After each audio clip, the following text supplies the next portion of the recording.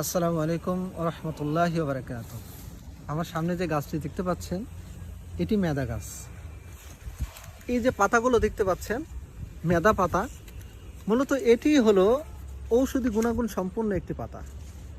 যাদের পেট ফাঁপা, পুরাতন রক্ত আমসা, বদ হজম, যাবতীয় পেটের পীড়া সমস্যা আছে, এই সমস্যাগুলোর জন্য আপনারা এই মেদা গাছের পাতা 6 থেকে 7টা এভাবে সুন্দর করে ছিঁড়ে নেবেন এবং সুন্দরভাবে পরিষ্কার করবেন পানিতে।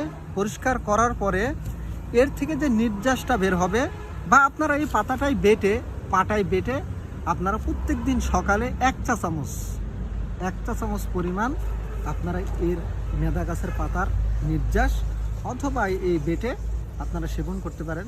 যদি আপনারা এই মেদা গাছের পাতা সেবন করতে পারেন এভাবে, বেশি না, আপনারা 15 থেকে 20 দিন আপনারা সেবন করেন, দেখবেন ইনশাআল্লাহ আপনাদের পেটের যে সমস্যাগুলো, পেটের যে পীড়া, পেট ফাঁপা, বদ হজম এবং রক্ত আমসা, এই সমস্যাগুলো অচিরেই দূর হয়ে যাবে ইনশাআল্লাহ।